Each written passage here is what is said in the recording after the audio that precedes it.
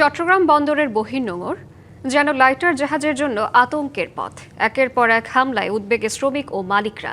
সর্বশেষ পাথর নিক্ষেপে আহত হয়েছেন ৩ জন। শুধু হামলা নয়, অবৈধ জাল বসিয়ে নৌপথে বাধা তৈরিরও অভিযোগ রয়েছে।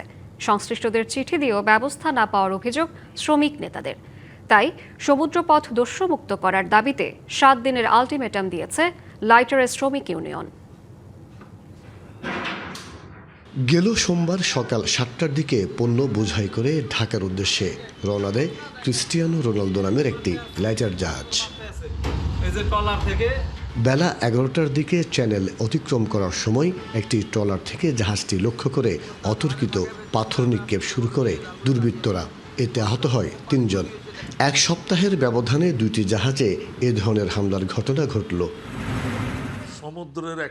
এছাড়া চ্যানেলে অবৈধ জাল বসিয়ে নৌপথে বাধা তৈরি করে দুর্বৃত্তরা প্রোপেলারে জাল পেঁচিয়ে গেলে সংঘবদ্ধ হয়ে নাবিকদের উপর দেশীয় অস্ত্র নিয়ে হামলা চালায়। যেখানে সাগরে যেখানে জাহাজ চলাচল করে সেখানে জেলেদের জাল ফেলে রাখা হয়। নগদ নিয়ে এলো হার না মানা হার অফার। সর্বনিম্ন ১০,০০০ টাকা রেমিটেন্স নগদে পাঠালে থাকছে স্বর্ণের হার জেতার সুযোগ।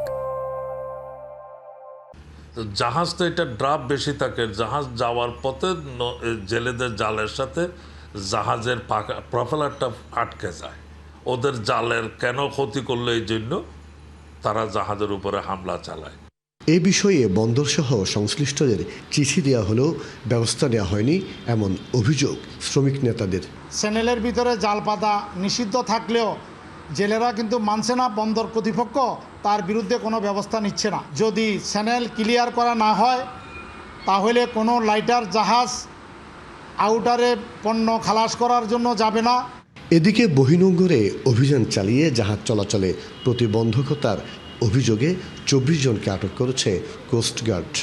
দেশি বিদেশি বাণিজ্যিক জাহাজ ও লাইটারের নিরাপদ চলাচল নিশ্চিত, সামুদ্রিক বাণিজ্য ও নৌপথ সচল রাখা এবং সিসকে চুরি ও অবৈধ জাল স্থাপন সহ যে কোনো অপতৎপরতা প্রতিরোধে বাংলাদেশ কোস্টগার্ড সংশ্লিষ্ট সংস্থাসমূহের সঙ্গে সমন্বয়ের মাধ্যমে জিরো টলারেন্স নীতিতে নিয়মিত অভিযান ও নজরদারি কার্যক্রম অব্যাহত রাখবে। সম্প্রতি বহির্নোঙরে 3টি বিদেশি স্ক্র্যাপ জাহাজ থেকে ১০ কোটি টাকার মালামাল লুট করে দিয়ে যায় জলদস্যুরা। পরে এ ঘটনায় বেশ কয়েকজনকে আটক করে কোস্টগার্ড। মাসুদুল হক, ডিবিসি নিউজ, চট্টগ্রাম।